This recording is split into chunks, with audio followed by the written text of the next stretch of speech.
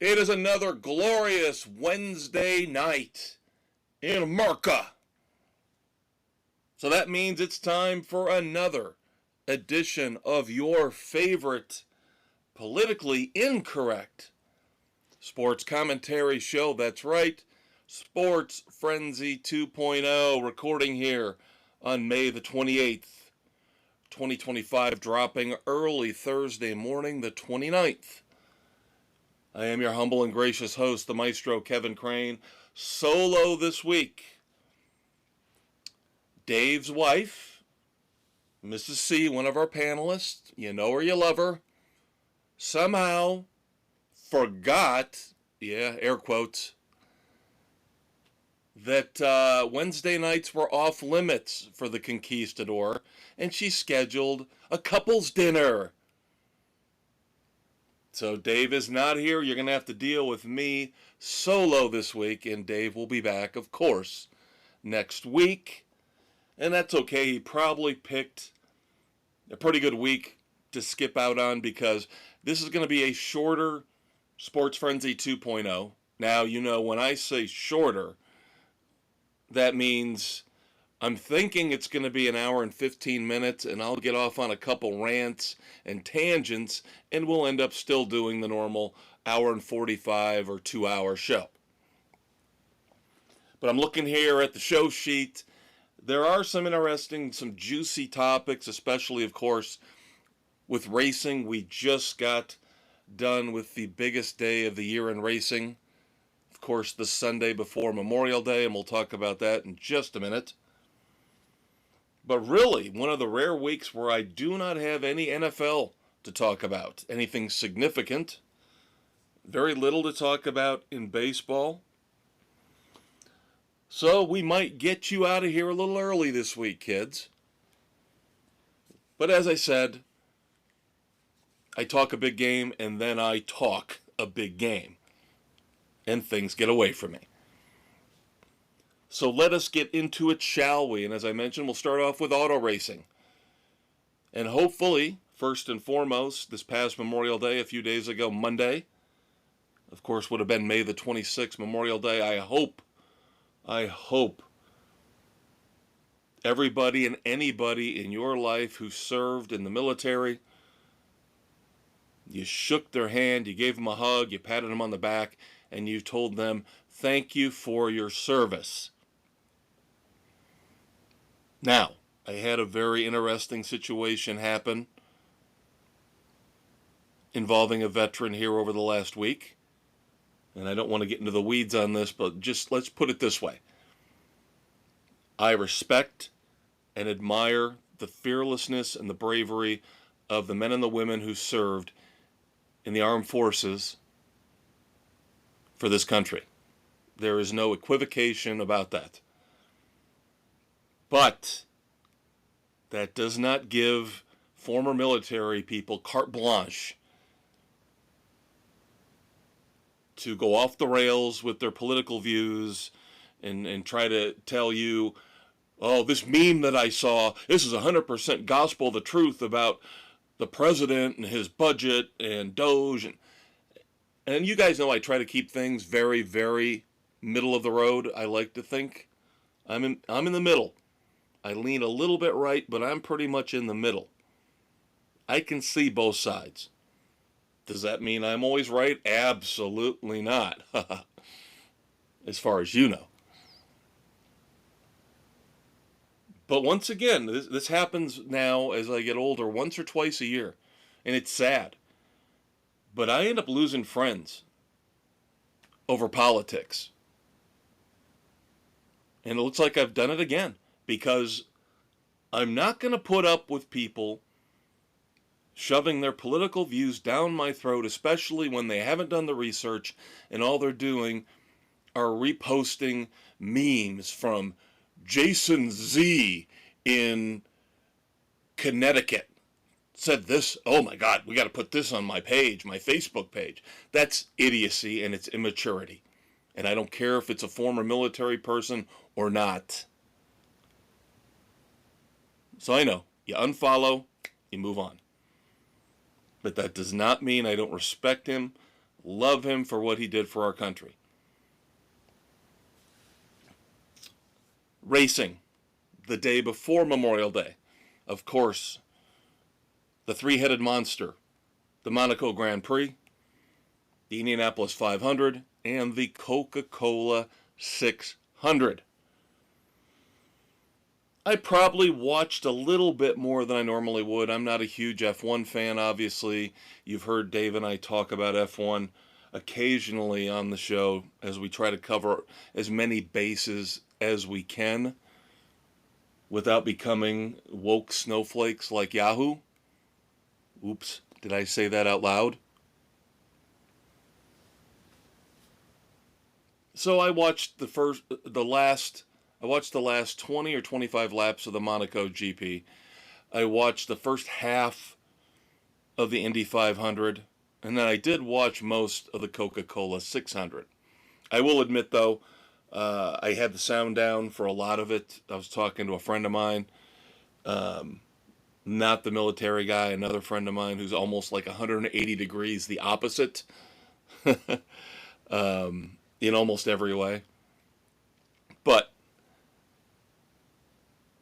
I probably watched a little bit more than I would normally on that great racing Sunday, the day before Memorial Day. In the Monaco Grand Prix, despite the fact I only watched a quarter of it, maybe a third of it, boring, boring, boring. Just awful, terrible, and this is their signature race. Now, Lando Norris won the Monaco Grand Prix, but it's just, there's no passing, there's no excitement. It all came down to, when are you going to make your 2 mandated pit stops? Yes, the first year they've ever done this, I guess. So I picked a great time to actually invest in watching more of it than I ever have before. You were mandated to stop in the pits 2 times without penalty. If you only stop once, you get penalized. And so I'm watching this and I'm trying to make heads or tails of the, what do we call it, the leaderboard, the running order that they show for any and every race you watch on TV. And I'm trying to make heads or tails of this and figure out what's going on, because Max Verstappen is winning, but then they're all saying Max Verstappen has to pit. Is he running out of fuel? Are his tires wearing down? No. He could actually run the rest of the race and win it on 1 pit stop, but he's not allowed to. So he has to run out, waiting for some kind of an accident, a red flag of some sort. He can't do it. He doesn't get it, of course. Nothing happens. And the last lap of the race, he has to pull into the pits, because if he hadn't pitted, the penalty would have knocked him to 4th. And because he pitted, he ended up coming out in, you guessed it, 4th. So Lando Norris wins. This is just manufactured garbage. I will not watch F1 again until maybe next year's Monaco Grand Prix. This is dull, boring, stupid racing. And then we move on to IndyCar. We move on to their crown jewel, the Indianapolis 500, of course, sold out. What estimates were 350,000 people there. Little bit of a rain delay, little bit of weather that held things up. And of course, people, me particularly, worried about Kyle Larson. Is this going to ruin Kyle Larson's chance to run the double? Of course, the double being, you run the Indianapolis 500 all the way through, and then you jet off to Charlotte and you run the Coca-Cola 600 all the way through. Keep in mind, that's a very key component to what we're talking about here. All the way through. Many people have tried. Robbie Gordon's tried. Kurt Busch has tried. John Andretti has tried. Tony Stewart's the only one that I have been able to see, doing my research, that's been able to actually pull off the true double, where he was able to run the entire Indy 500 and the entire Coca-Cola 600. It doesn't matter if you start both races. We'll ask Kyle Larson about that. It matters that you start and finish both races. So yes, I'm admitting the only reason I was watching Indy 500, because to me, IndyCar, while it's better than F1, still isn't great racing to me. Sorry. I know people who are huge IndyCar fans. Just doesn't do it for me. Before we get to the winner, we will discuss one Kyle Larson. Bad day. Spoiler alert for Kyle Larson all the way around. Kyle Larson almost made it halfway through the Indianapolis 500, but he was not having a good race anyway. He was not going to be in contention. He ends up finishing 28th at Indianapolis after wrecking out, and yes, he caused the accident. So not a good start for Kyle Larson. Of course, the minute he wrecks out at Indianapolis, two things. Number one, he's not technically going to pull off the double. And number two, luckily, he can jump in a helicopter plane, get to Charlotte early, and be prepared to start after a great qualifying run in Charlotte, starting second. So, still hope that Kyle Larson can salvage something out of this Sunday. Now, in terms of the Indianapolis 500, Alex Palou wins the 500. And again, okay, I know he's having a fantastic season, I do believe. I don't follow IndyCar outside of the 500 down in Indianapolis. The one final note we will make about the Indianapolis 500, because of course it's switched networks, Fox now covering IndyCar, and Fox had the Indianapolis 500. The most watched Indianapolis 500 in 17 years. Oh, I wish your Uncle Dave was here so he could scream and yell, "Oh no, another record viewership number for a sporting event. Everybody's got to set a new record." And he'd be 100% right. This is getting old. It's getting old and it's getting stupid. Not everything, every month, every sporting event can be a new record. It's not feasible. It's not statistically possible. They are goosing the numbers. Either they are over-reporting now or they under-reported in years past. So we move on to Sunday night. Of course, Sunday night was May the 25th. We had the crown jewel for F1. We had the crown jewel for IndyCar. Now, the Coca-Cola 600 is not the quote-unquote crown jewel for NASCAR. That, of course, would be the Daytona 500. In the past, some like me would have argued the Bristol night race, until they destroyed the track, would have been in contention for that honor. So as I mentioned, Kyle Larson, able to get there on time, start second. Now Chase Briscoe had the pole, And if you look at the past history of the car he's in, not him, but now that he's switched over to Joe Gibbs Racing, the number 19 car, formerly piloted by Martin Truex Jr., that car has a very solid history at Charlotte. Well, I think we're starting to see that Chase Briscoe is no Martin Truex Jr.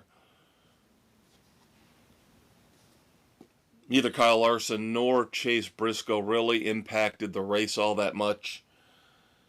Now, Kyle Larson, again, did not fare well in the early stages of the Coke 600.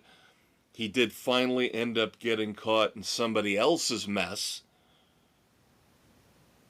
And he ends up even worse at Charlotte than he did at Indianapolis. He finishes 37th at the Coke 600.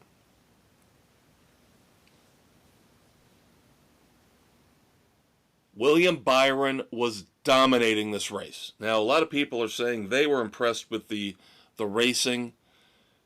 They thought that this race might have made some kind of a statement saying Charlotte should be in contention for a championship race down the road now that they're going to alternate the site for the final race in the NASCAR Cup playoffs every year. And I don't have a problem with that because there's not that many tracks you can really use. You have to be in the South in warm weather because we're talking about racing in the middle of fall. So you can't race up north. So you're limited to what? Phoenix, Homestead, Miami, Atlanta, Texas. There's not a lot of racetracks to choose from. And you're not going to decide, sorry Daytona, sorry Talladega, sorry Sonoma. You're not going to decide the championship on a super speedway or a road course. It's going to have to be a 1.5 to 2 mile track. So yay, Charlotte. You were probably going to be in contention for a title race anyway. I personally think it's a load of bullshit. All these people coming out and saying, whoa, that racing was great. How can you say the racing was great this past Sunday night when William Byron dominated almost the entire race? You get an extra stage at Charlotte during the Coke 600.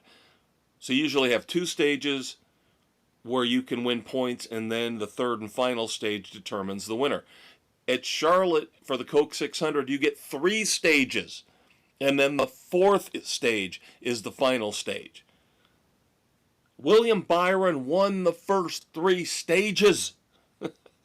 How is that great racing? William Byron led 283 out of 400 laps. How is that great racing? Denny Hamlin, at one point, he had a nice little run. Looked like he might be in contention.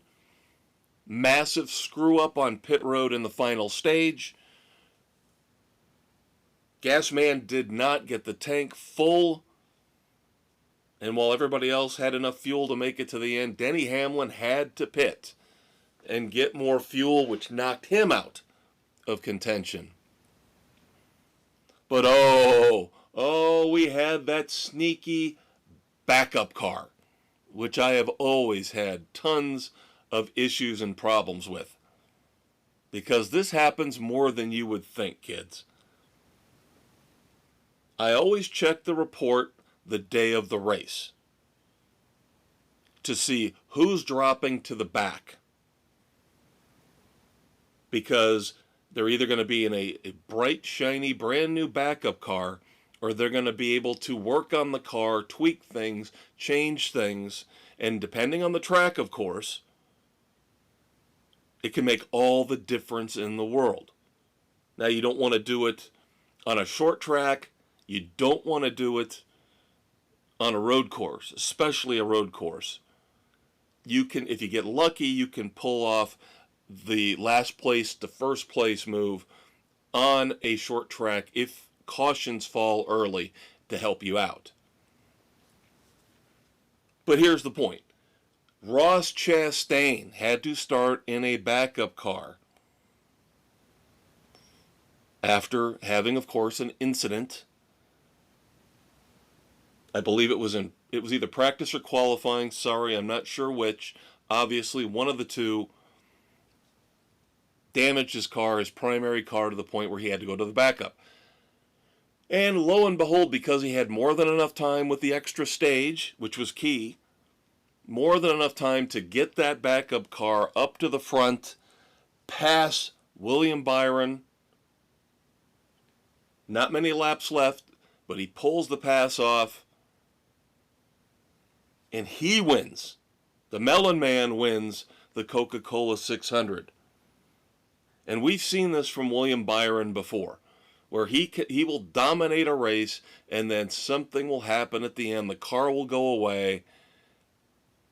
Somebody with fresher tires, something happens where, despite his dominating performance, he loses the entire race. Now, of course, my pick, Christopher Bell. 5 of us, 5 of the 8 panelists here on Sports Frenzy, picked Christopher Bell. Not a horrible day, not a great day. He did okay in points, but he was never really driving a car that, if you watched it to the naked eye, you could tell that that car was not going to be a top 5 car. Now, of course, it didn't help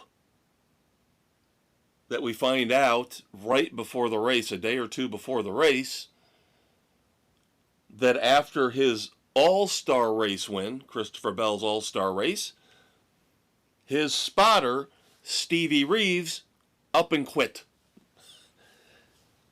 Now, I have not seen any more details about this, why it happened, but Christopher Bell did not sound very happy about it. And again, this is not coming off a long stretch of bad performances. This is coming off a win at the All-Star race.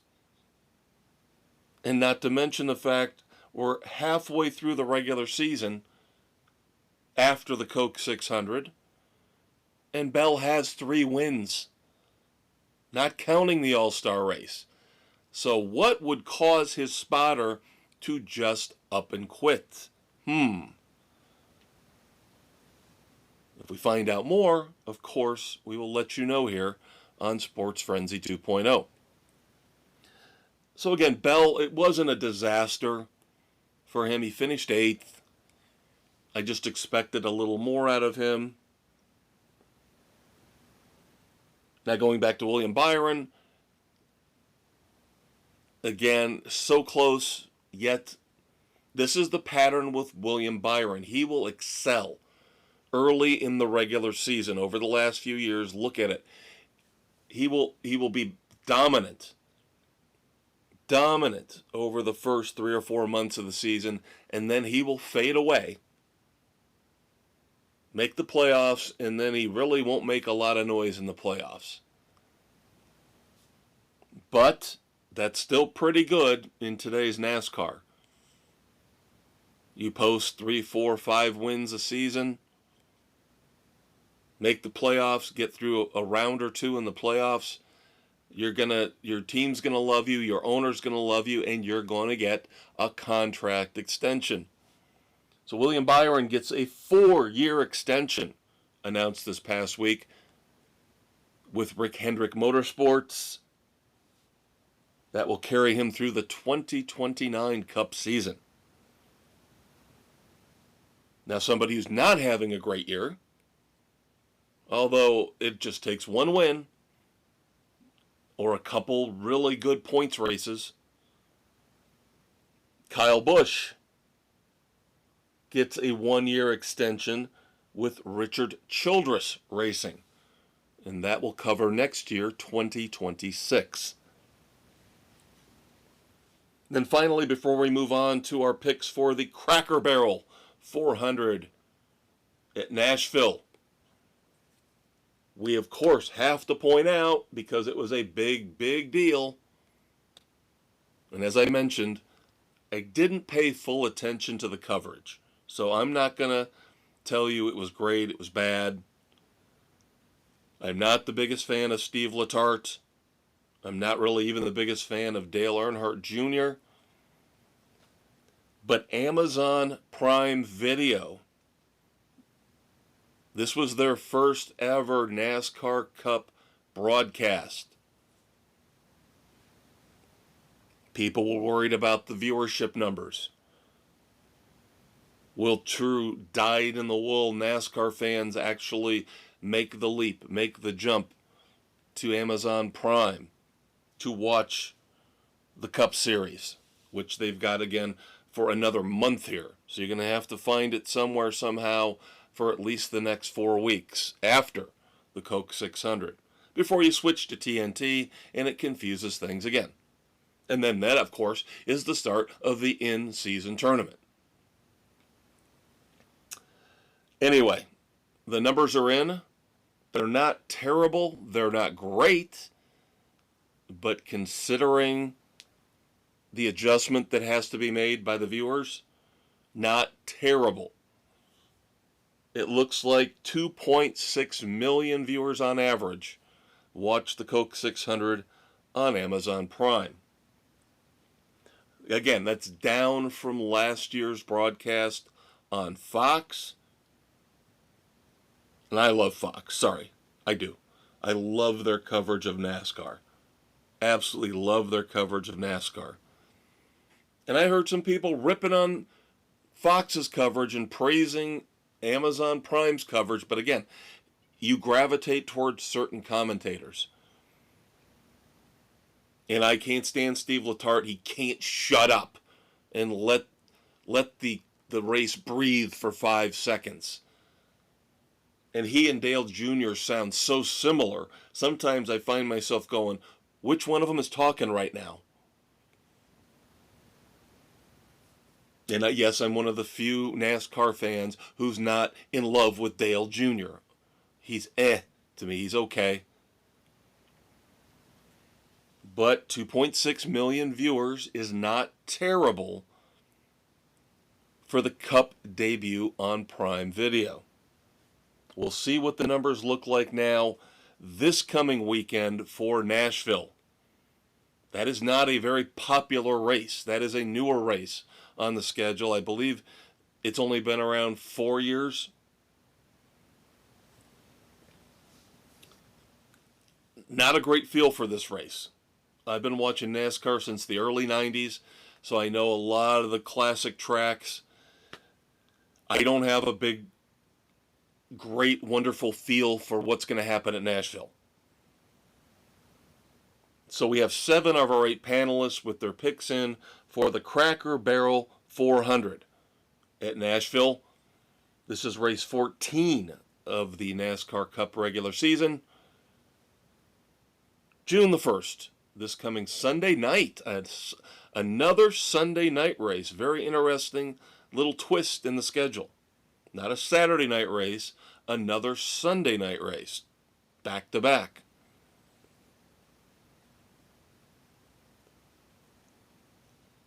The great minds think alike, right?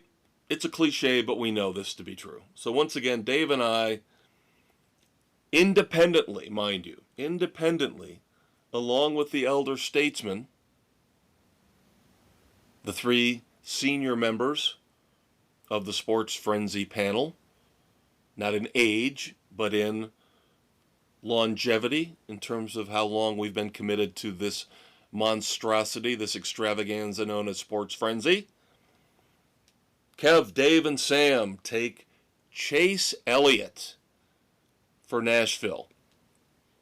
Now, I initially had Ross Chastain penciled in for this race, but after he won the Coke 600, he's not the type of driver there where I'm going to go, he's going to win back-to-back. Byron could pull it off, Bell, Hamlin, but I can't see Chastain winning back-to-back races.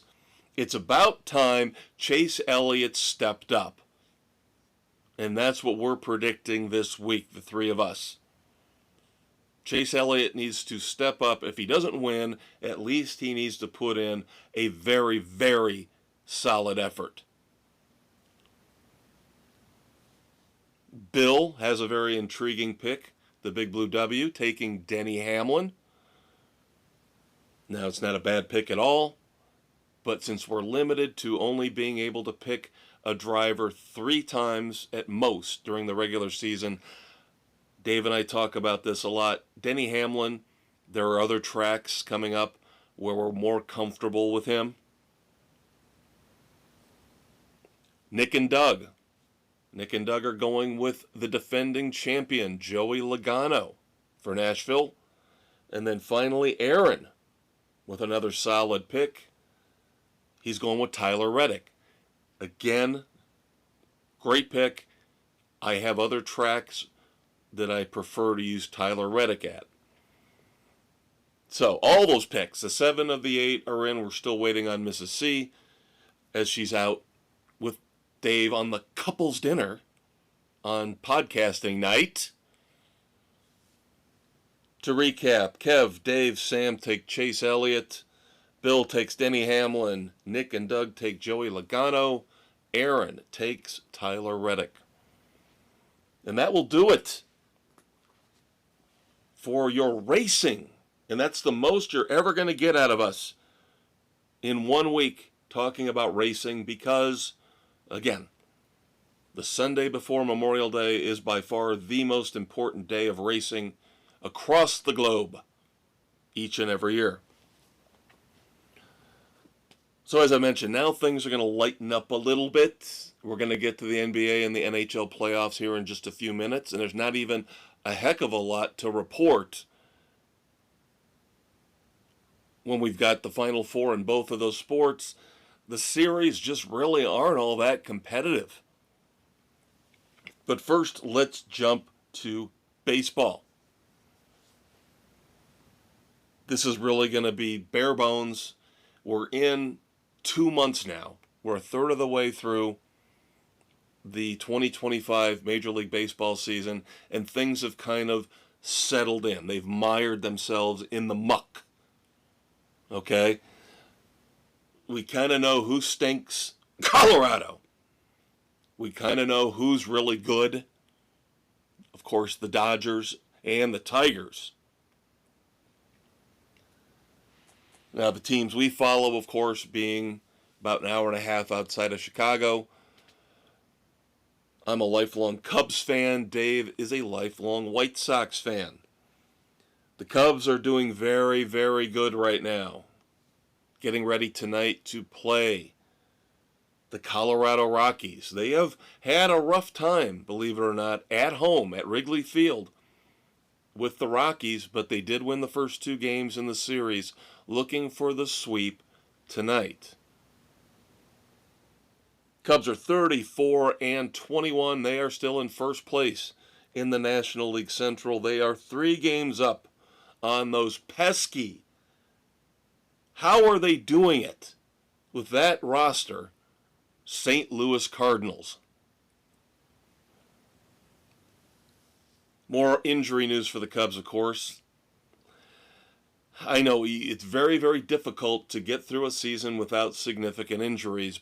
I'm just going to say this. I'm very impressed with the fact they are 34-21, and they have dealt with their fair share of injuries already. And they're still playing great baseball.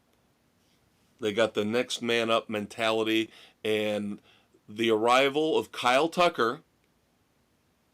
I go back and forth on this whole Kyle Tucker thing. The numbers don't look overly splashy, but his impact is being felt because of the protection he's giving, say, a Suzuki. And then, of course, you have the emergence of Pete Crow Armstrong. So the offense is what's keeping them afloat. The pitching staff is a mess. We already know Justin Steele, their number 2 starter, out for the year, elbow surgery. Number 1 starter, Shota Imanaga, still out. Hopefully will be back at some point in June. So they're having to make do with Jamison Tyone and Matthew Boyd and Colin Ray. But, as I mentioned, those injuries we knew about. Now we get a very, you would never have thought this at the beginning of the season, but a devastating blow. One of the big reasons the Cubs have been so successful this year is the catching duo, the platoon of Miguel Amaya and Carson Kelly. But now Miguel Amaya is out for 4 to 6 weeks minimum with the dreaded, yes, say it with me, kids, oblique strain. But talk about catching lightning in a bottle. They bring up Reese McGuire to platoon now with Carson Kelly at catcher. And Reese McGuire goes ahead and hits 2 home runs in his first game with the Cubs, which has only been done by 2 other Cubs players in their debut across the storied history of the Cubbies. I'm not going to bore you with the names. You would not know the names. We're going back decades upon decades upon decades upon decades. But this is the next man up mentality that's been working so far, fingers crossed, for the Cubs. And then Dave's White Sox, not, obviously, how could you be worse than last year? They're not as bad as last year. They actually just kicked the crap out of the Mets today in New York at Citi Field. Thanks, because the Mets were my pick this week. The Mets still did take 2 out of 3. But the White Sox are turning into a pesky little team. The White Sox are 18-38 after today's win. Unfortunately, still in last place in the American League Central. And they're only 18.5 games behind the Detroit Tigers. And then, of course, 2 of the things we're keeping track of here early on in the baseball season. Now, the one we will keep track of probably through the entire season because it impacts the Chicago White Sox, and that is the ongoing saga of futility, the Colorado Rockies. The Rockies going into tonight's series finale with the Cubs at Wrigley Field. The Rockies are 9-46. And if you've been paying attention the last few weeks as we've been doing this, that 9-46 record, that has not changed their projected overall total over the last couple weeks. They are still on pace, as they have been the last few weeks, to finish 27-135. Ugh. And like I said, that hasn't changed over the last couple weeks. And the other thing we're keeping track of, which I'm not promising we're going to do this the whole season. But it's fun. It's always fun to track somebody who has a shot at the Triple Crown. Eventually, what we're probably going to end up doing is switching over to Dave, because he loves to, in the second half of the season, keep track of how many 300 hitters we have in Major League Baseball, just to show how hitting for average has become a lost art form. But we're following Aaron Judge of the New York Yankees in his quest for the Triple Crown. Right now, as of this taping, Some games have been played early. The Yankees have not played yet. Aaron Judge is at .395 batting average, 18 home runs, 47 RBI. The .395 batting average is by far the best in all of baseball, and of course, for Triple Crown purposes, obviously, number one in the American League. But now he slipped a little bit in the other two categories.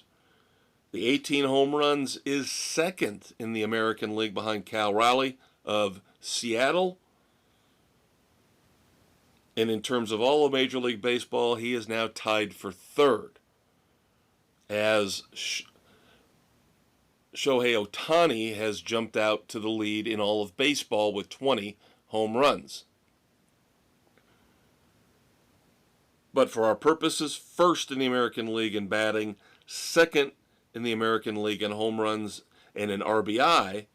He has 47, as I mentioned. That puts him second also in the American League behind Rafael Devers. Fourth in Major League Baseball behind, of course, Devers and a couple Chicago Cub players, Seiya Suzuki and Pete Crow Armstrong. Both have more RBI right now than Aaron Judge. But we'll keep with this for a couple weeks because he's still well within range to win the American League Triple Crown, standing right now going into Wednesday night, May the 28th, first in batting average, second in home runs, second in RBI.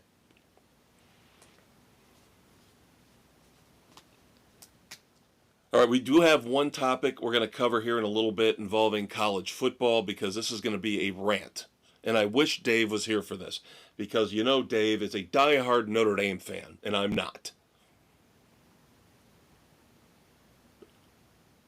So I'm going to need some time for this one. This one might earn us our explicit rating. Some weeks, like, I think I've cursed once so far tonight. I'm doing pretty good. There are going to be some F-bombs dropped, though, before this episode is over. And probably it's going to be involving college football. But as I mentioned, we do have to discuss the NBA and NHL playoff scenarios that we currently have unfolding. First up in the NBA, of course, we have the Eastern Conference Finals and the Western Conference Finals, and I alluded to this a few minutes ago, really not competitive. The Oklahoma City Thunder are up 3-1 on the Minnesota Timberwolves, and the Indiana Pacers are up 3-1 on the New York Knicks. Now, here in just a few short hours, the Thunder could eliminate the Timberwolves completely and be heading to the NBA Finals. Now, here's my one concern. Now, I'm an Orlando Magic fan, so technically, there is no skin in this game for me. Now, I don't care about the TV ratings. I don't give a rat's ass what ABC and ESPN want. I want a good matchup, and right now it looks like the Thunder-Pacers matchup is that good matchup. I will watch it.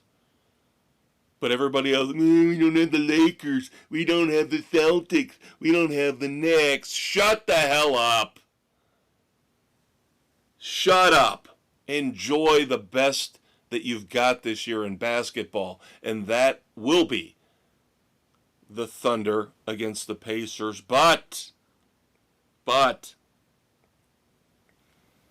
just mentioned, I got a bad feeling. I've got a very, very bad feeling. I hope I'm wrong. Because outside of the Orlando Magic, I lived in the Orlando area for 10 years, so that's my team. But outside of those 10 years and a year in Miami, I've lived outside of Chicago and a couple hours north of Indianapolis my entire life. So I gravitate to Chicago sports and to Indianapolis sports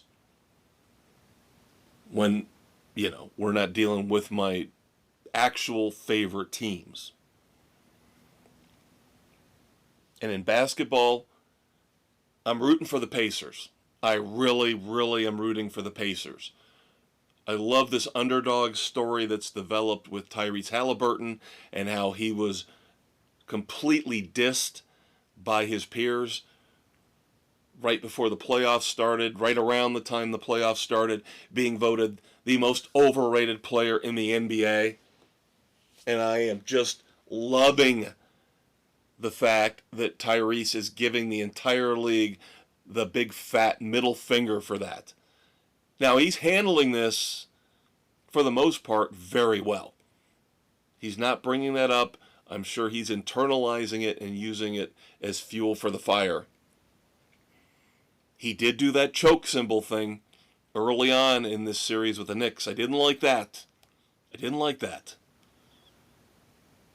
And that's where my trepidation comes into play now, is that even though they're up 3-1, now tomorrow night they go back to New York. And the Knicks have not played well at Madison Square Garden. They have not.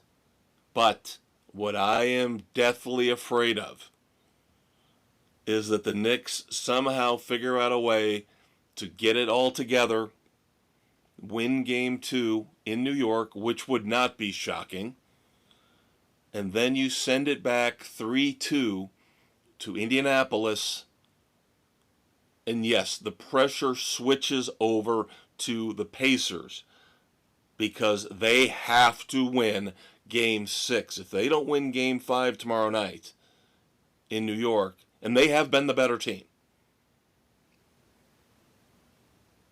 But anytime I root for somebody, more often than not, it ends in abject misery. And now I'm rooting for the Pacers. We'll see what happens. But if the Knicks win Game 5 in New York, which they could easily, Game 6 takes on this monumental, impactful pressure for the Pacers. And they would have to win Game 6. You do not want to go to a Game 7, lose home court advantage, which you grabbed early on, and lose it all and then give it back to the Knicks for Game 7. You do not want that. I would prefer tomorrow night they go to New York, let all the celebrities cheer and root all they want, Spike Lee and Timothy Chalamet. That's fine. But the Pacers have shown they're not afraid to play in New York. They're not afraid to win and play well in New York. Get it over with. Let's get this all over with. Thunder, Pacers, let's get it set in stone here by the end of Thursday night. And then we will have an awesome, awesome finals that the league will hate because it's not the big teams we want. It's not the big markets. Idiots. All right, another NBA news. After a fairly impressive run as the interim head coach with the Denver Nuggets, David Adelman, the interim tag has been ripped off. David Adelman will now be the permanent head coach for the Denver Nuggets going forward. Of course, they did take the OKC Thunder to 7 games. So, very, very short sample, small sample. But you can't argue with some pretty positive results for the Denver Nuggets. And then finally, before we move on to the NHL real quick, this is just one of those interesting hobby topics that I bring up every once in a while because I used to be a rabid, diehard collector of sports memorabilia. I didn't go way, way, way crazy when it came to spending hundreds and hundreds of dollars on one item here or one item there. It was more buying smaller stuff that I thought would appreciate over time. Cards, you guys know. You bought cards. If you bought them back in the early 90s, the joke's on us, right? The glut in the market, they're all worthless. They're pretty much all worthless unless you get a Michael Jordan rookie card or some kind of a special insert card. The rest of them are garbage. However, there is a 1990 New York Knicks Mark Jackson card that has all of a sudden exploded in value. Now, this is an NBA Hoops card. It's not a Topps, it's not a Fleer, it's not a Stadium Club. It's an NBA Hoops card. And you got to be a diehard collector like me to know what an NBA Hoops card looks like with the gray border. But why is this Mark Jackson card exploding in value all of a sudden? Well, you know how I feel about the world we live in nowadays. Yes, I am the cranky, grumpy, get off my lawn old man. And I hate social media with a passion. And I hate Facebook and X. Although we are on Facebook. We'll get to that in a few minutes. I hate social media and I hate X and Twitter and Instagram and look at me, look at me, look at me, look at me. It's all about me, me, me, me, me. Let me post a stupid meme. Well, in kind of an offhanded way, this is kind of sort of buying into this cultural phenomenon of celebrity and, you know, what's the big splashy thing to talk about in the moment. And they call it a photobomb. I don't understand why it's a photobomb, because I thought a photobomb was when you intentionally worked your way into the background of a picture. But I guess it can just be happenstance. It can just be chance that you photobomb. This Mark Jackson card I'm speaking of, if you look in the background, the Menendez brothers are sitting courtside during the game. So now this card that would have been worth next to nothing, maybe a couple cents, maybe a nickel. Yeah, I guess you can't pay with pennies anymore, can you? So we'll have to round up to a nickel. I've seen this card now going for $25 on Amazon. All because the Menendez brothers are in the background. So there you go. That's kind of how we tie it all together into this weird, twisted, sick world we live in. All right, hockey, real quick here. Just a couple minutes. Dave's not here, so I'm just doing this as a public service for all you kids. But the NHL playoffs aren't really any more competitive than the NBA playoffs.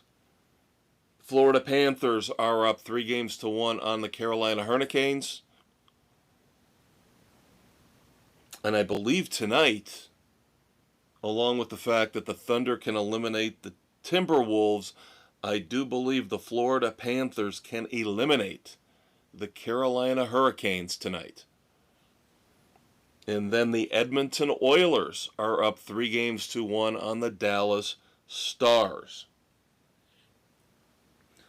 So we'll see. Will any of these four series in the NBA or in the NHL turn competitive at some point here in the next few days? And I've already told you, I'm scared to death of the Pacers-Knicks series. that would end up being the one, because that's the one I actually care about to some extent. That would be the one that will end up screwing me. And that'll turn into a 7-game nail-biter. And then I'm thinking we have to carry this topic over to next week, because Dave is a huge Blackhawks fan. Your Uncle Dave loves the Blackhawks. They have announced the hiring of their new head coach, Jeff Blashill. I hope I'm pronouncing that right. I know nothing about this gentleman, but I'm sure your Uncle Dave will have some thoughts about it. So, we'll have to remember next week for just a minute or two, kids, to let the conquistador rant about the new Blackhawks head coach. Now, of course, I just bashed social media completely and totally. And this would be the time in the podcast where your Uncle Dave would step in and tell you that Sports Frenzy 2.0 is available on Spotify, Good Pods, Pocket Casts, Apple, Overcast, Castbox, Amazon Music, Audible, iHeartRadio, and now on YouTube. Yes, we are now on YouTube. And yes, we are on Facebook. Yeah, that makes me kind of a hypocrite, doesn't it? All of our picks, NASCAR picks, baseball picks, and then in the fall, all of our football picks we will post each and every week on our Facebook page. Then, of course, do not forget Saturday morning, your favorite politically incorrect pop culture commentary show. Sports Frenzy 2.0, the weekend edition, your Saturday morning hangover cure, where we rip apart pop culture. Yeah, sometimes we like some stuff. We review the best in new music, new movies, podcast, streaming, books, politics. Unfortunately, once in a while when it bleeds into pop culture, which seems to happen more often nowadays than it should. All that stuff. Fry up the eggs and the bacon, take some aspirin, drink plenty of water, and join me this coming Saturday morning as I will review Don Felder, formerly of the Eagles, his new album, The Vault. I will look at the first couple episodes of the new HBO Max series, Duster. Then I will also review, big featured movie review of the week is Final Destination Bloodlines. And I will also have a review of Mickey 17, which is right now currently on HBO Max, starring Robert Pattinson. All right, little bit of miscellaneous sports news and tidbits before I get on to my epic rant involving college football. A little bit of golf here. Let's start off with some golf. Now, the FedEx Championship was a decent idea when they came up with it. Now, this was the first step they tried to take, the PGA tried to take, to increase awareness in golf outside of the four majors. And then, of course, the whole live issue, the live golf issue came into play later on. So then it was all about increasing paydays for the golfers to, number one, keep them engaged, and then eventually, number two, to fight off live golf and the defections that they suffered because of that.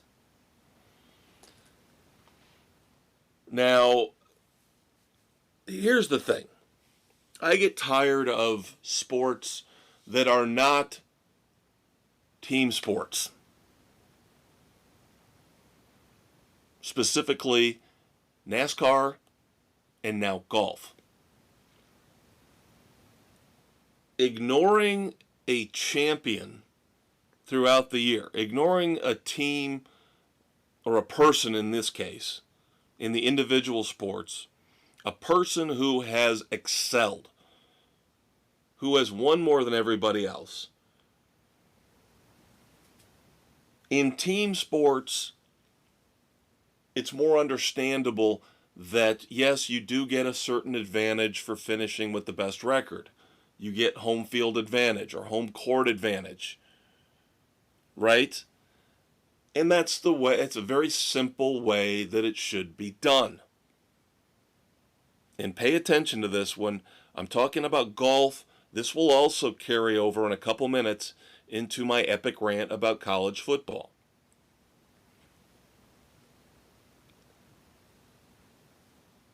What used to happen with the FedEx Cup Championship is that the best golfers, the ones that played the best when we got to that final event of the year for the FedEx Cup Championship, would have an advantage. They would start off, the best golfer up to that point, the one who had accumulated the most points, who had played the best, would start the final tournament 10 under par. And then the second best would start 8 under par, and it would stagger down to the bottom, where that golfer or golfers would start even par.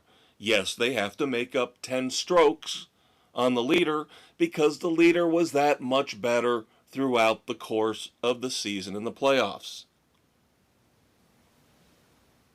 Well, we can't have that, can we? Everybody's got to be equal.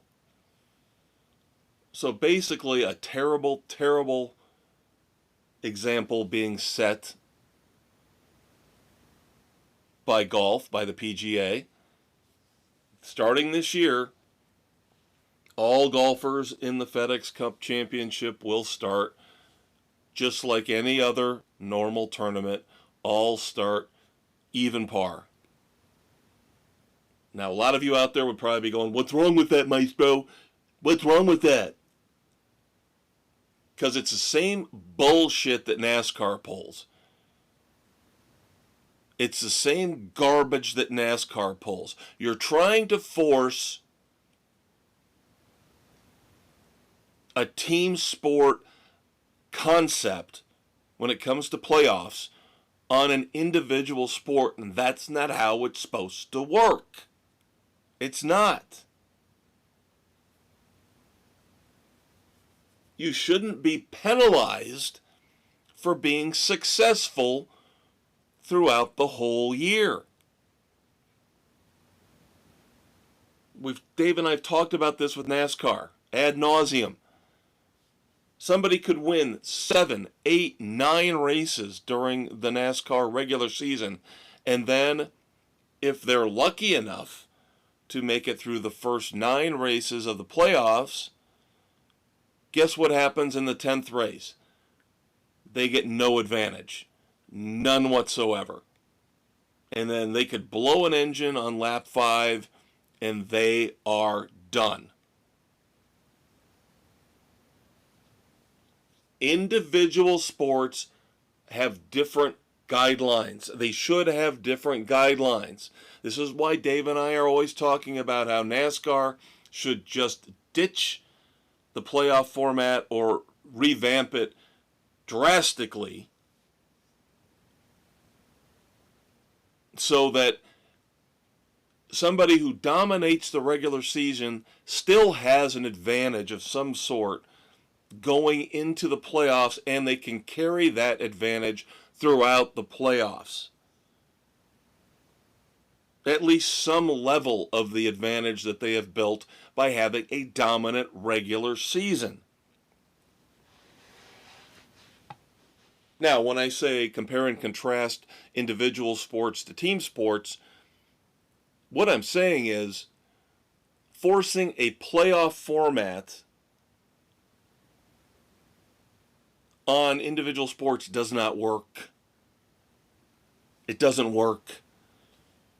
Team sports, the best team gets an advantage. Nobody complains about it. Nobody whines and cries about it. We go to the NBA Finals.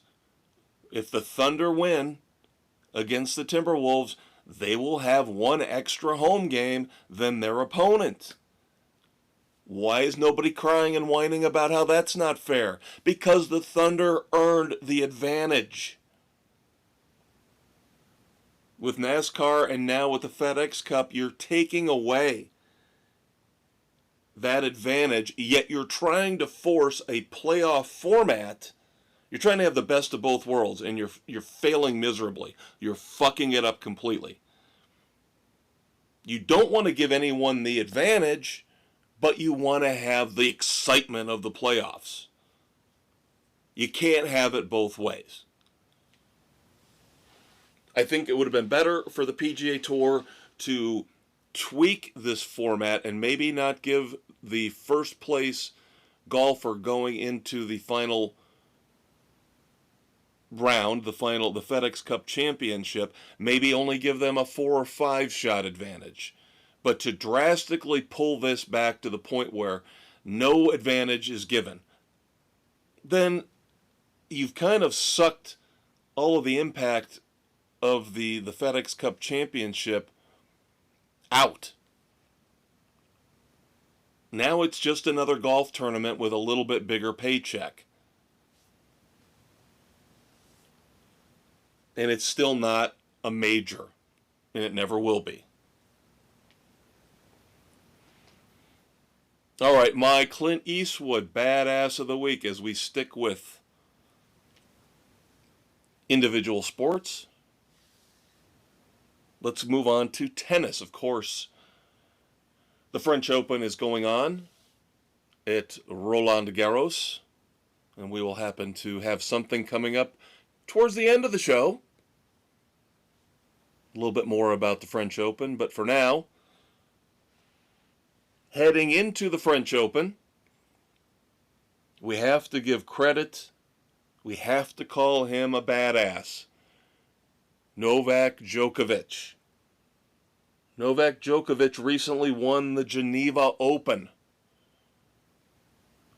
Gearing up for, of course, the French Open. That was Novak Djokovic's 100th career singles title. That puts him third all time. He's first all time in the men's game in terms of majors won. But now this is overall career singles titles. He is third now. He has 100. The two ahead of him, one will not surprise you. But that's the man in second. Roger Federer has won 103. Of course, he is now retired.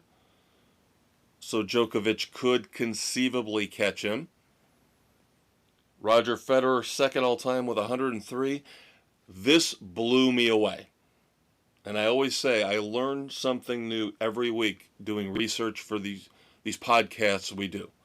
Whether it's sports here Wednesday night or Saturday morning on the weekend edition. Jimmy Connors, believe it or not, Jimmy Connors is number one all-time in the men's game, career singles titles. Jimmy Connors has 109 career singles titles. Never would have guessed that. Never. But kudos to Novak Djokovic. I think it's going to be very tough for him to catch Connors. I think that number will stand. He has an outside shot at Federer, but I don't think he's catching Connors. I don't think he's winning 9 more tournaments. Because he is definitely at the back end of his career. And as I mentioned, of course, coming up in a few minutes, we have our very special segments that we end each and every podcast episode with. Of course, if you tuned in last week, you know that we have brought back an oldie but a goodie. So I will have my final rant going back to our cable access days in the 90s and the 2000s. Last call, where I will pontificate even more than I normally do on a specific topic that doesn't quite fit in any other area of discussion during the podcast. So you've got that coming up here as well in just a few minutes.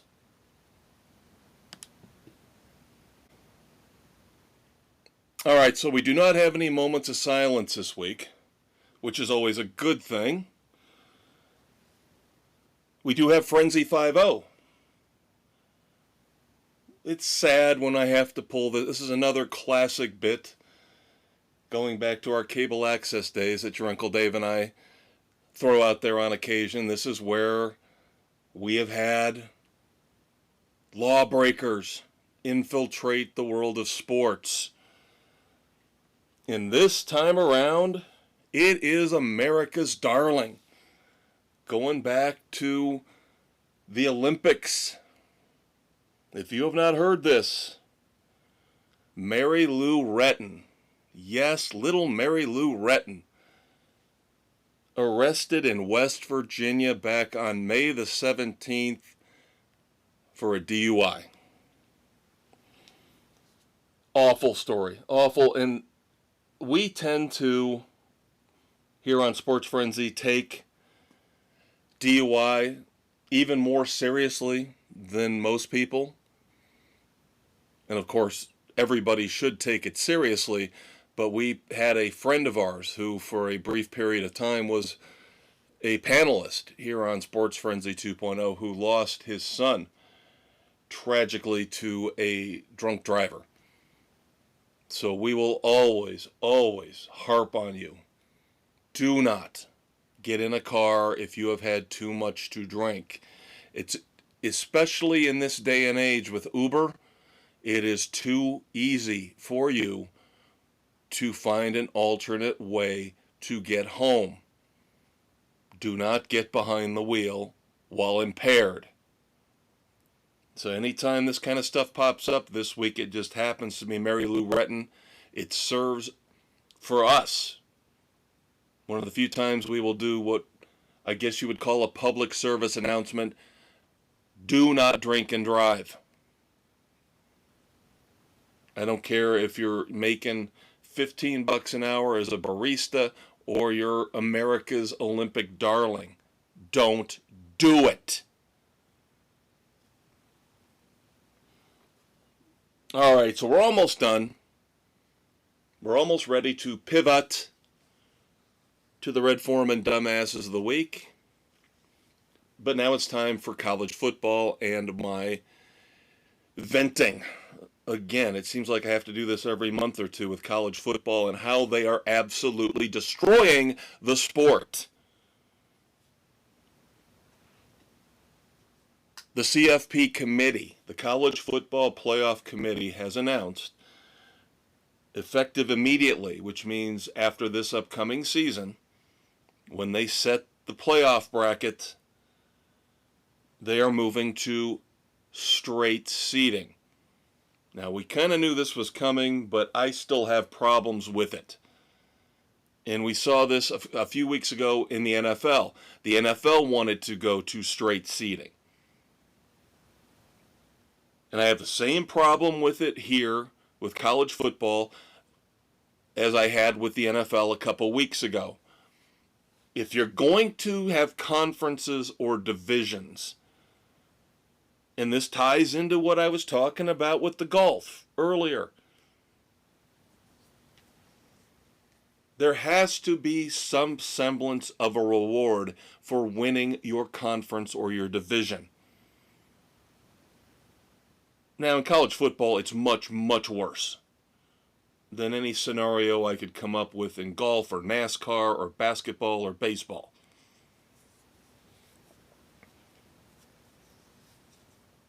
You've already forced out the vast majority, or at least half, let's say, roughly half, because I know there's not as many Division I college football programs as there are college basketball programs.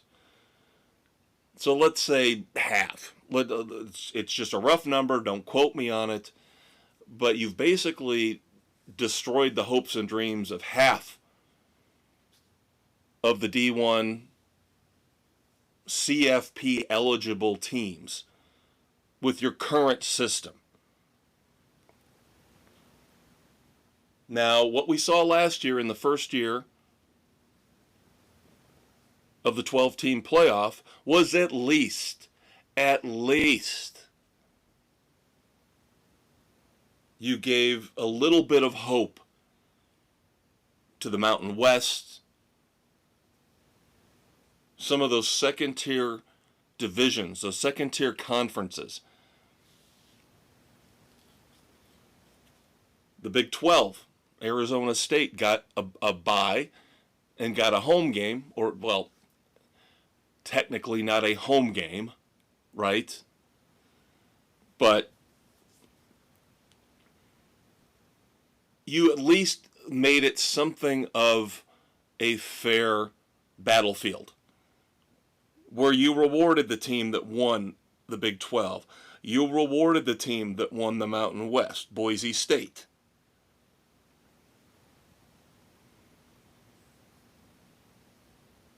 Is Boise State still in the Mountain West? I think so, right? I can't keep track anymore.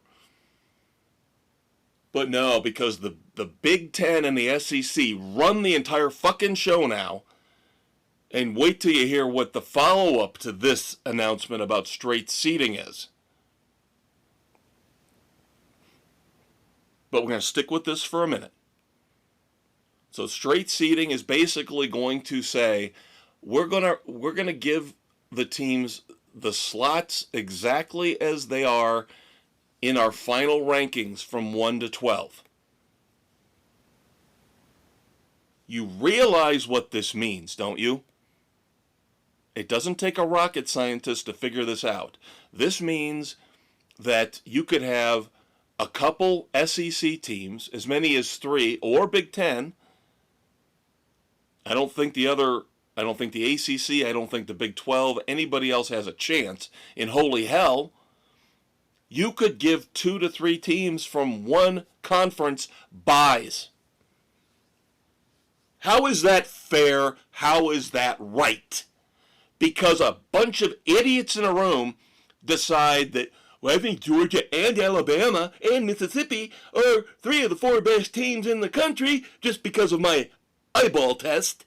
So they're all getting byes. So hooray for the SEC. That is not how fair competition is supposed to work. You had it set up properly. I don't care if the second place team in the SEC looks great. I don't care if the second place team in the Big Ten looks phenomenal. They were second place. I don't care in the NFL if a 9-8 team or an 8-9 team win their division and get a home game. They deserve it because they won their division. And if a 14-3 team finished second in their division, oh well. Go on the road and show everybody that that 14-3 record was not a mirage. Hey, Minnesota, how'd that work out for you last year? Do you understand what I'm getting at here, kids? And of course, this benefits the SEC and the Big Ten, like I just said, and it also benefits, of course, Notre fucking Dame. Because the setup last year, Notre Dame could not get a first round bye. Because they couldn't win their division because they weren't in a division. So instead of saying, hey, Notre Dame, join a fucking division, we kiss their ass and go, now, if they're ranked in the top 4, Notre Dame can get a bye now too. Absolute abject stupidity all around. So you're screwing the smaller schools, and you're helping the SEC and the Big Ten and Notre Dame. Congratulations. You're turning into Major League Baseball, where you're going to show a massive, massive chasm between the haves and the have-nots. Let's ask baseball how that's been working out for them. Although I'm sure they'll tell you, we're having record ratings. Everybody's having record ratings. You get record ratings. You get record ratings. Stop it. Stop it. And of course, now it's coming out. Now the Big Ten and the SEC are going to collude even more together. Now they're talking to Brian Kelly, head coach of LSU. Well, why don't we set up some kind of a Big Ten SEC challenge where during the season every year an SEC team has got to play a Big Ten team or something like that? Like, why don't you just rub it in our faces even more that you've taken over college football? Please. And now they're looking at, oh, maybe we'll be a little bit more magnanimous if we expand. If we expand the playoffs. What are they looking at now? A 5-11 model if they go to 16 teams?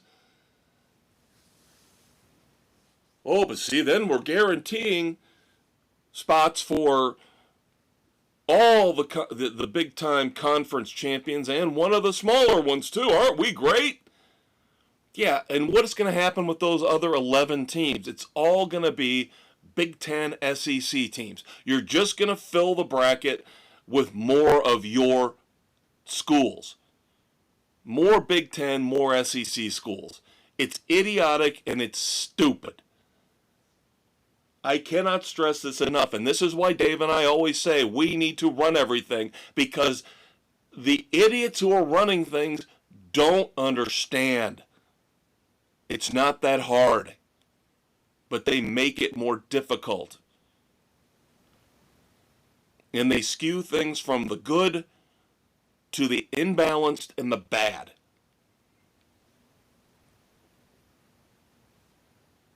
So let's finish everything off with a segue into the Red Foreman Dumbasses of the Week. Now, you guys are going to have to help me out this week since your Uncle Dave's not here. You're going to have to jump in. You're going to have to comment. You're going to have to vote and let me know who out of the dumbasses here in a few minutes that I'm going to list off, which one deserves the numero uno, the winner, the ultimate premier dumbass of the week. But, of course, we got to talk about the WNBA first. Now, am I going to continue to watch the WNBA now that Caitlin Clark is injured? And no, I don't have a crush on Caitlin Clark. But I think she has made women's basketball more interesting. And now she is injured. She has a left quad strain, and she will be out for at least 2 weeks. So starting tonight, they're actually playing right now as I'm recording this podcast. The Indiana Fever are going to have to go a couple weeks without their star player, and they are not looking great right now. They are 2-2. They have their issues. They're not big enough. They're not physical enough. The change at coach doesn't seem to be making all that much difference.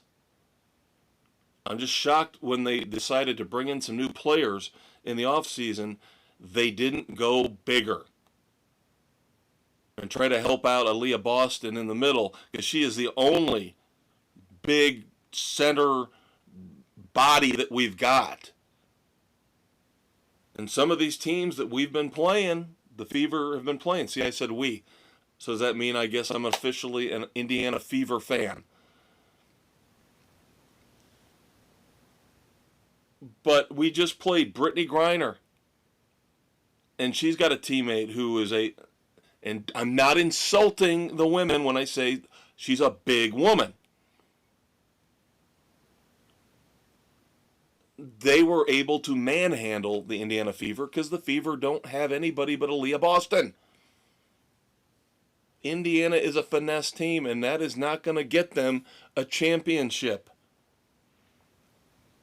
So as I mentioned, the Fever are 2-2. And by the way, the other criticism I have of Indiana, and you can hate me all you want for saying this, that's why we're politically incorrect. This is my forum, this is Dave's forum to expound and vent and say what we want. Damn the torpedoes, full speed ahead. Kelsey Mitchell needs to be traded. And I don't care if she's a multiple-time All-Star. She is the most selfish player I've ever seen in my life. Men or women. She reminds me of Allen Iverson. And that's not a great comparison. Well, Allen Iverson was a Hall of Famer. Allen Iverson was the most selfish male player I've ever seen in my life. Allen Iverson took the 76ers to 1 finals. Never won a ring. Went to 1 finals. You know why? Because he got the ball and it never went anywhere else. He got the ball, shoot. He got the ball, dribble, dribble, dribble, shoot. That's what Kelsey Mitchell is. She's a black hole. That ball gets in her hands, and that's all she's going to do is dribble, dribble, dribble, shoot. She's not going to get her teammates involved. She's not going to pass. I have issues with Caitlin Clark sometimes getting a little too crazy shooting the three-pointers. But the assist numbers bear out the fact that she at least tries to get her teammates involved. Kelsey Mitchell is selfish. And I'm probably, going to watch this game on DVR later. And I swear to God, Kelsey Mitchell, if I see she took 40 shots in this game, I'm done. I'm done. And the coach, Stephanie White, should go to the front office and say, this player does not care about winning as a team. She cares about herself and her stat lines. And I want her out. And DeWanna Bonner needs to eat a sandwich or 10. Good Lord. Now, the best teams in the WNBA right now, as I'm recording, are, of course, the Minnesota Lynx at 5-0 and the New York Liberty at 4-0. And guess what? As we head into the Red Foreman Dumbasses of the Week, we've got some WNBA dumbasses, and that will start off with the Minnesota Lynx. How about that for a segue? Usually your Uncle Dave has to set me up. I set myself up. How about that for talent?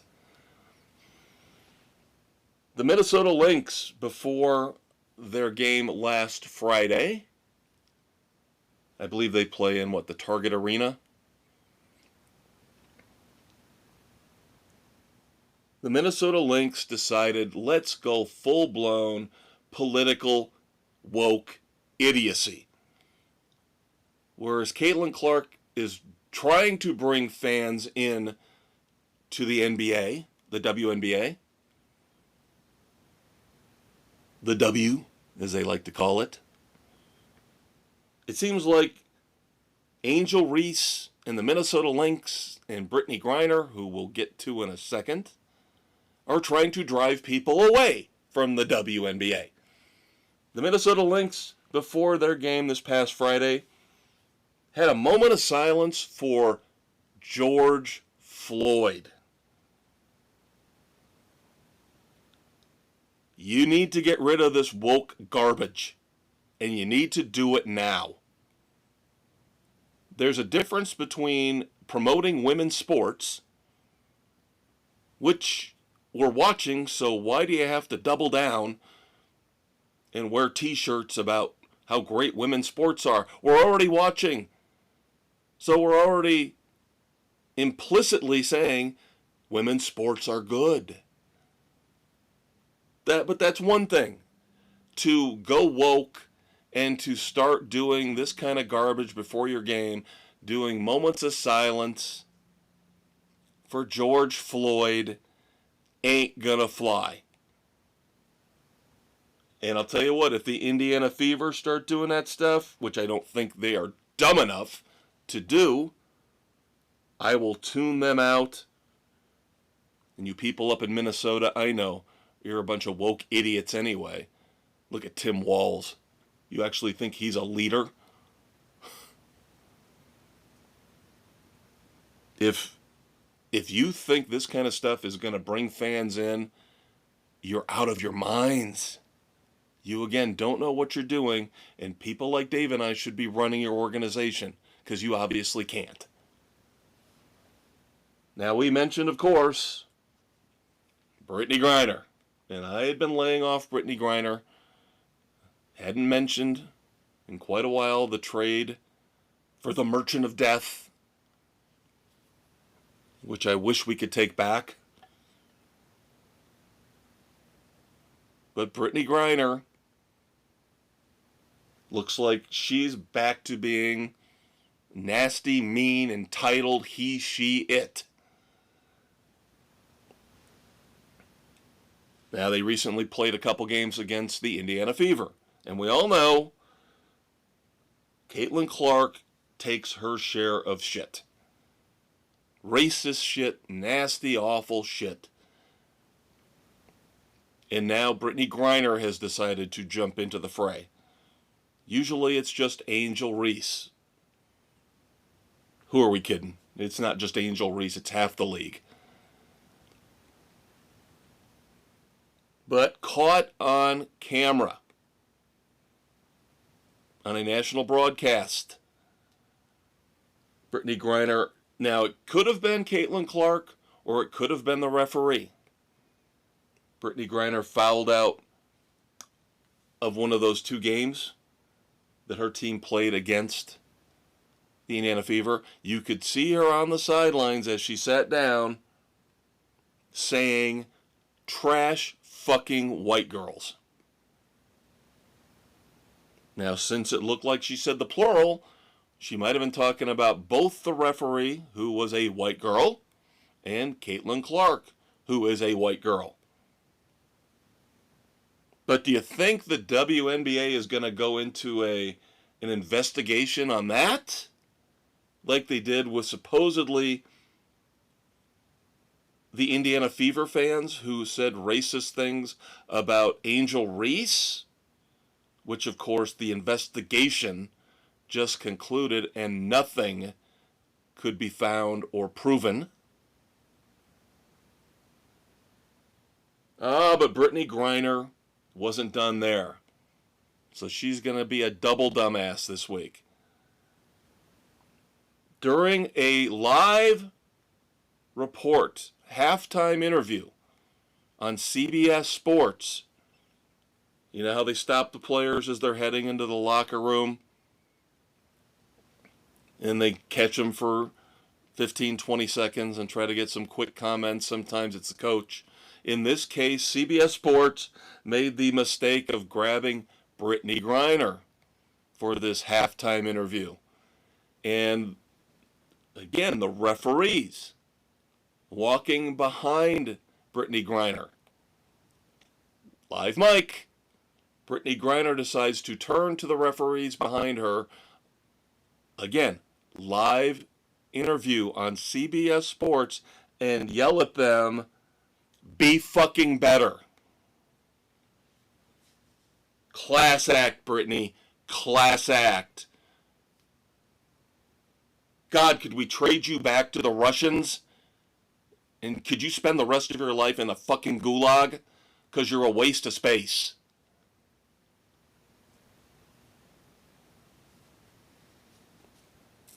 All right, let's get away from the WNBA.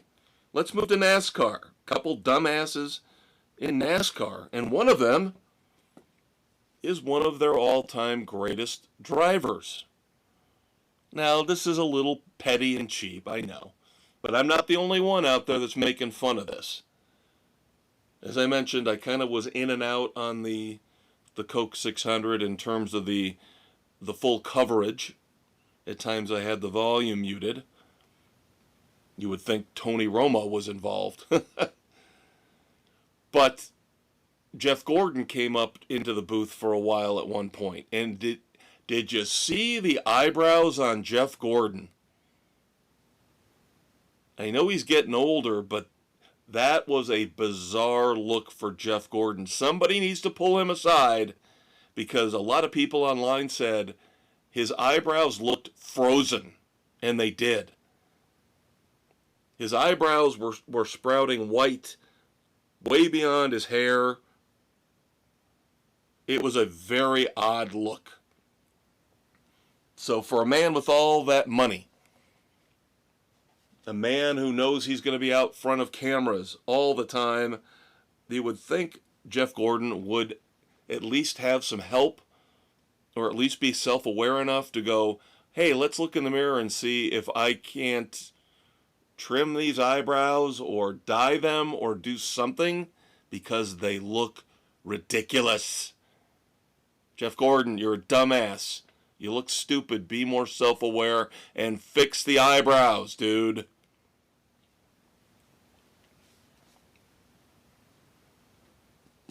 And then, like you, most of you, some of you stick around after the race is over and watch the post-race show. I don't. I usually give it a couple minutes to watch the burnouts and, take the checkered flag from the flag stand, and then I'm done. I'm out. I did not see that some idiot on pit road after Ross Chastain had won the Coke 600 had driven down to pit lane, was talking to Justin Marks, team owner for Trackhouse Racing, and some guy who must have had a pit pass. That does not give you carte blanche to be an absolute moron. Some guy with a pit pass ran out, jammed his hand into the cockpit while Justin Marks is talking to Ross Chastain, congratulating him. This guy barges in, sticks his hand in, grabs Ross Chastain's head, and is trying to pull the baseball cap on his head off and take it. No, I'm sorry, isn't that assault? Now, there was a cryptic post afterwards that said authorities have dealt with him, but beyond that, we've got no additional information.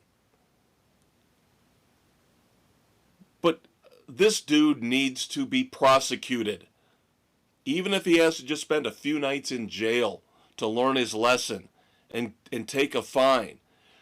We have got to start holding people accountable for their actions. And I know using the term victim for Ross Chastain in this, some people might say I'm overreaching, but he was a victim. And again, it doesn't matter the degree. I mean, it does in a court of law. That's where they'll decide what degree of assault it is. But let the courts decide. You can't let people just do crap like this because you let them get away with it and then it escalates.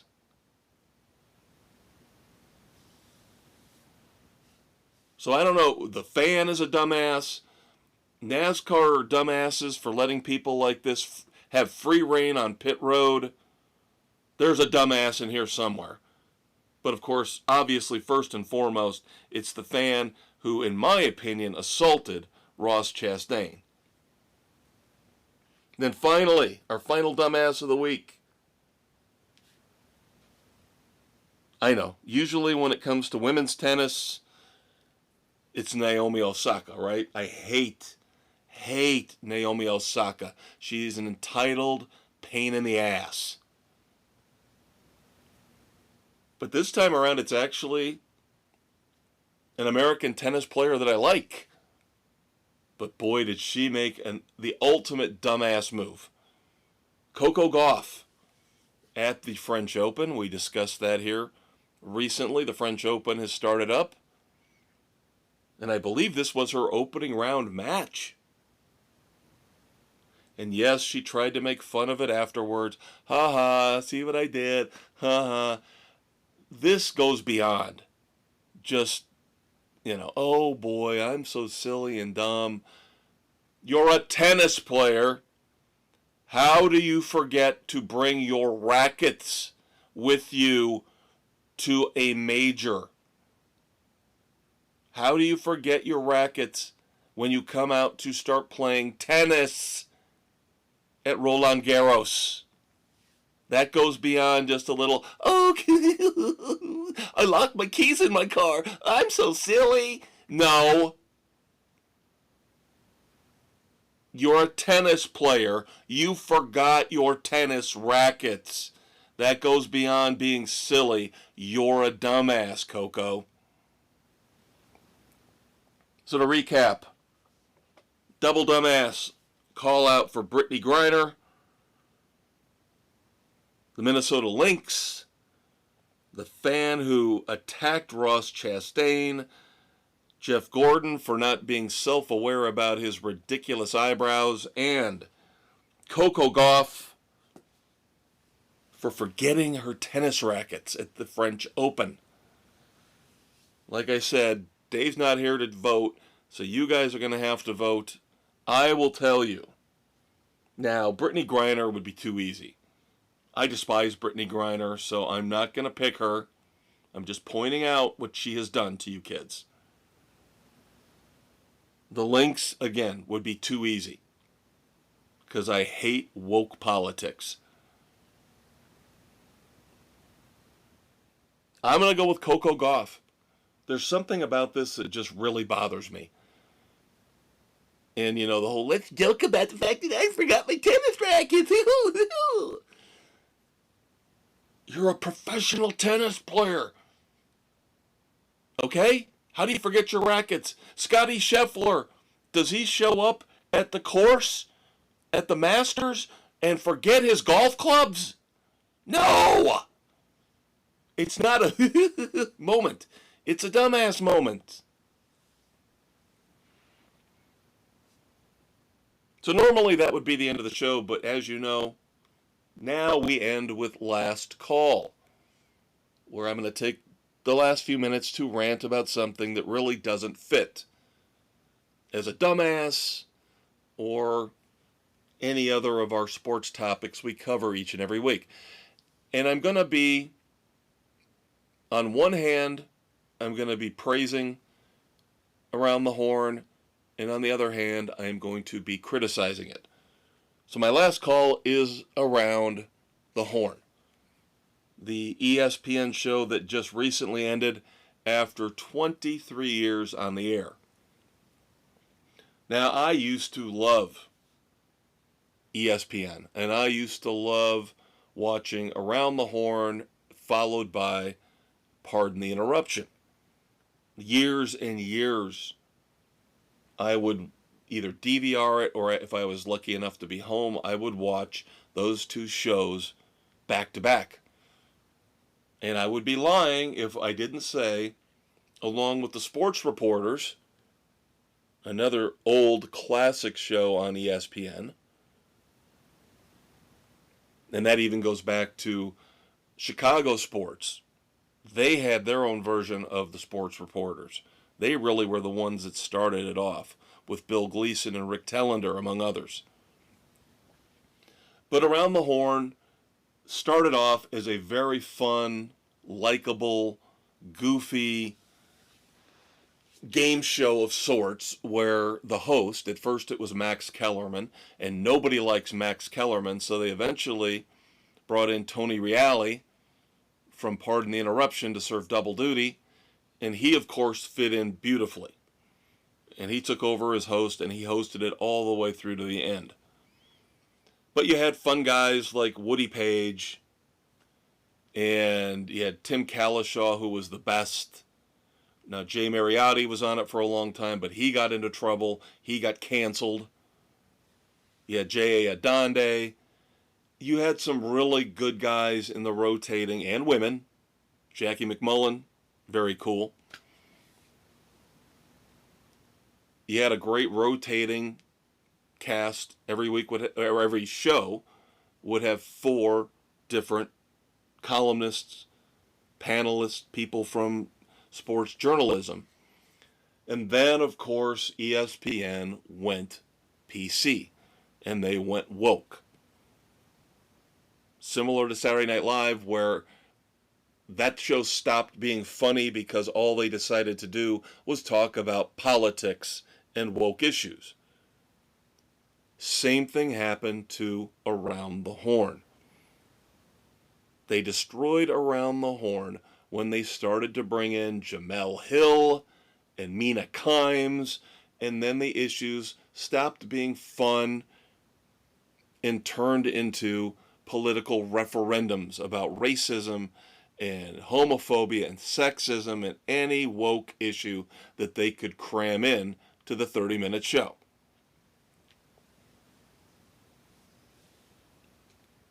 So I bid a fond adieu to Around the Horn, but at the same time, I say good riddance. Because what started off as one of the greatest sports commentary shows, again, an influence on this show, just like the sports reporters, just like Pardon the Interruption, what started off as a show I admired and truly loved and respected turned into a shit show at the end. And hopefully it will serve as an abject lesson to all these other sports commentary shows that are out there now. Don't go down this road. Stick to sports. Keep it lighter. Keep it more fun. Yes, you can have heated debates about who's better between the 49ers and the Chiefs. But let's stay away from the political crap. Let's not comment about the current president or get butthurt about perceived racism in sports. We don't need that on this show or these types of shows anymore. If you want to watch that crap, watch CNN, okay? But leave my sports shows alone, you woke assholes. And that's going to do it for Sports Frenzy 2.0. I told you, we almost went 2 hours. Not quite, but almost. I get going. Dave's not here to stop me. Check out the weekend edition this Saturday morning. I already told you all the stuff, the cool stuff we're going to be talking about, the stuff we're going to be reviewing. Yes, I will have a last call, which will probably piss you off even more than this one just did. We'll have our dumbasses of the week, the best in movies, music, TV, and streaming, and more. So, Dave's not here, your Uncle Dave the Conquistador to close the show out. So I will simply say, kids will do this all again in 7 days, so check us out next Wednesday night for another outstanding, exemplary episode of Sports Frenzy 2.0. See ya!